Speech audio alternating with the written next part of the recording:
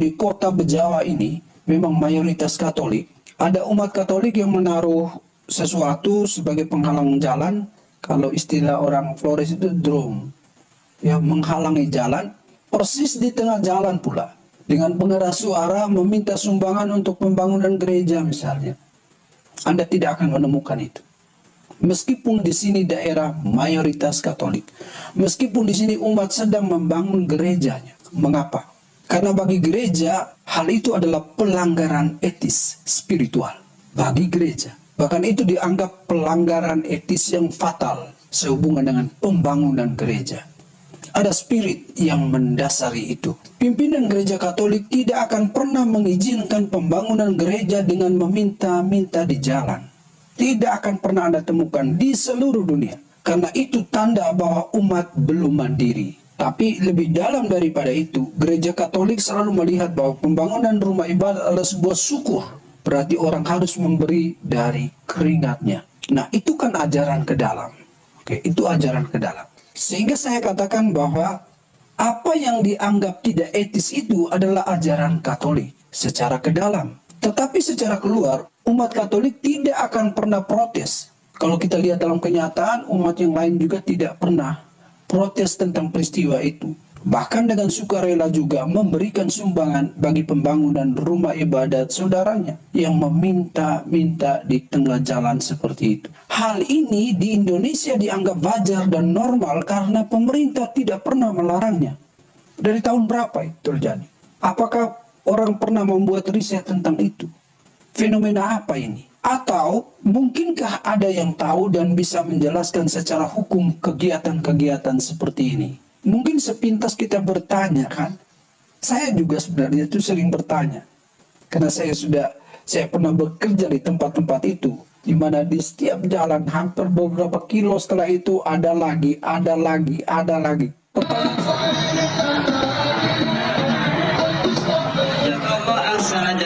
Thank you, terima kasih Pak Supir. Pembangunan.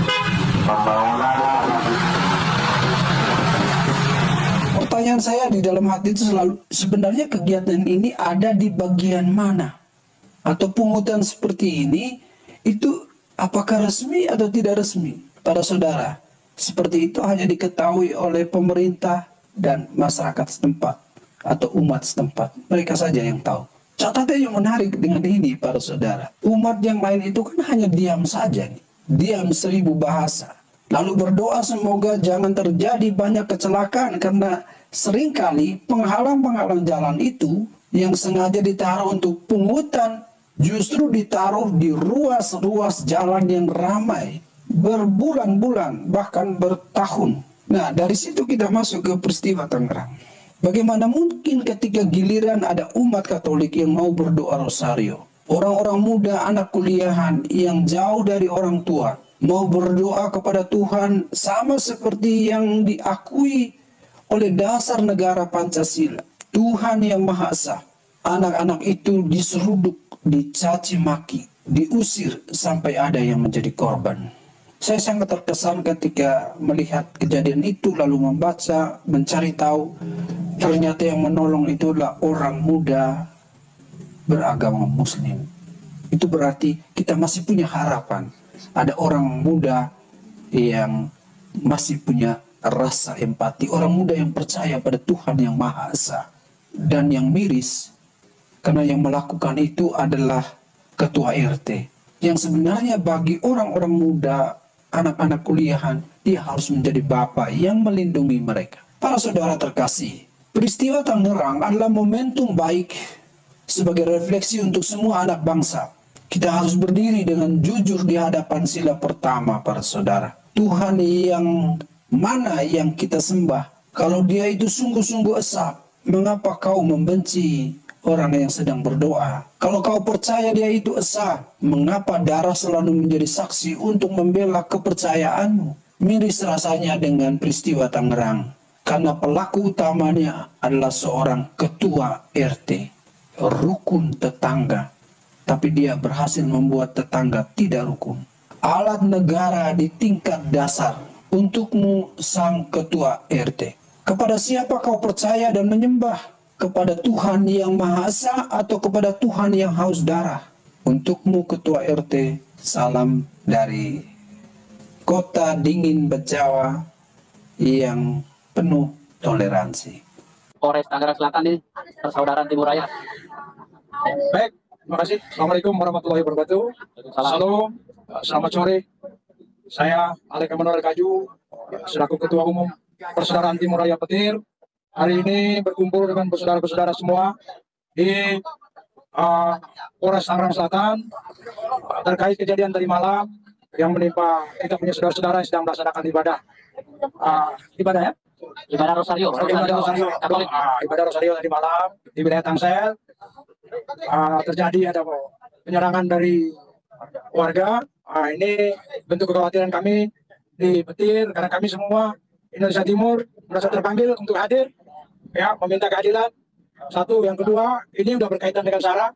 Apapun itu, kita minta aparat kepolisian di sini berlaku adil dan tetap proses ini tetap kita minta proses tetap berlanjut dan tidak ada kata damai. Sampai saat sekarang ini udah berapa korban yang ketum ketahui?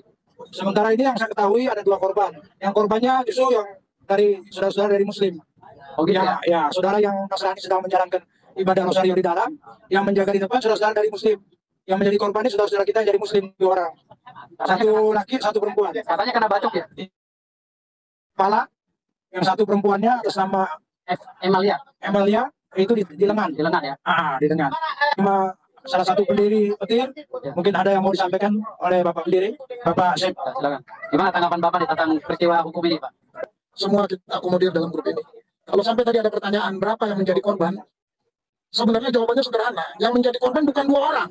Kejadian ini mengorbankan Indonesia. Indonesia yang menjadi korban sekarang.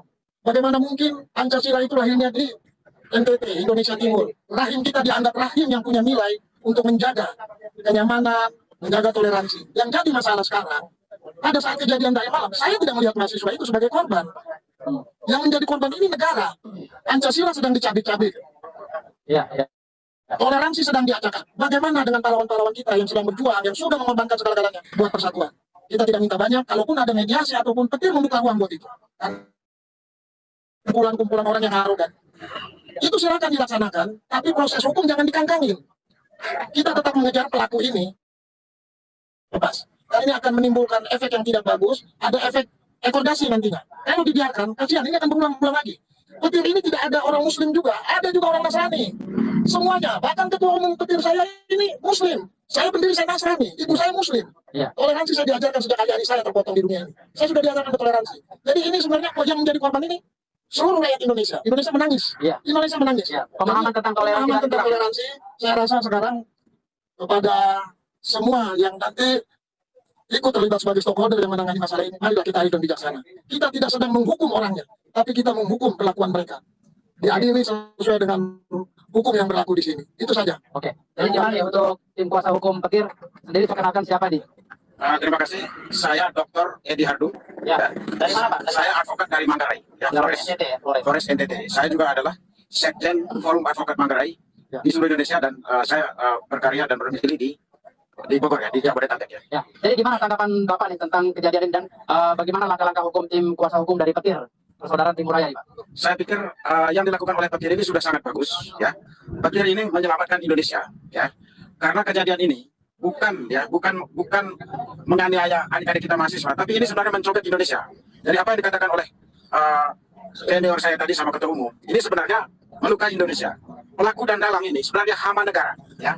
Hama negara. Hama negara, kita harus sama-sama memberantasnya. Yang memberantasnya bukan hanya oleh satu agama, tapi semua. Karena Indonesia ini adalah sunatullah ya. Udah dari sononya, memang kita ini berbeda-beda. Dan itu Tuhan berkehendak seperti itu. Negara Pancasila adalah negara yang beragam. Ya, yang dasarnya adalah Pancasila. Dan di dalam pembukaan Undang-Undang 45 ditegaskan bahwa salah satu tugas negara adalah melindungi segenap bangsa Indonesia. Ya, polisi di sini adalah negara.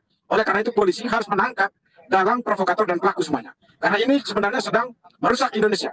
Dia menganiaya satu orang Indonesia, itu sama merusak Indonesia. Ini isu SARA, tolong jangan dikembangkan bahwa ini penganiayaan terhadap agama tertentu, tapi ini penganiayaan terhadap Indonesia. Ya, tapi gini, Pak, yang korbannya ini kan dua-duanya mahasiswa Unpam yang beragama Islam. Yang satu itu laki-laki, yang satu cewek. Kan mereka menjaga saudaranya mahasiswa yang sedang beribadah yang beragama Katolik kan gitu. Jadi gimana Bapak menanggapi peristiwa ini? Karena kayaknya mahasiswa lebih tahu toleransi daripada oknum RT ini. Saya pikir dua teman kita yang melindungi ini sebenarnya mereka menjalankan perintah Nabi Muhammad. Ya. Bahwa Nabi sendiri saya tahu bahwa dia memerintahkan umat Muslim untuk melindungi umat lainnya waktu di Madinah itu. Ya. Jadi dua mahasiswa ini sudah melaksanakan perintah Nabi sendiri bahwa dia melindungi kaum minoritas. Kebetulan di Jakarta ini yang Kristiani adalah minoritas dan mereka sudah menjalankan perintah Nabi. Jadi saya berterima kasih kepada dua adik kita ini dan saya turut prihatin mereka ikut terluka. Tapi semoga Tuhan membalas jasa baik mereka ini melindungi saudara-saudaranya yang teraniaya. Artinya di sini ada pesan moral ya bahwa mahasiswa sekarang khususnya Unpam itu paham banget tentang toleransi beragama. Oh iya itu. Sampai ada yang menjaga ya. Dua mahasiswa ini mengajarkan kita semua, mengajarkan masyarakat Indonesia bahwa memang kita ini harus saling melindungi. Dan itu sudah diajarkan oleh kiai di NU bahwa kalau ada umat lain yang berdoa, terutama yang Kristiani, selalu dijaga. Selalu mereka yang bahkan ada yang dari NU yang dari korban bom ya, korban bom bunuh diri.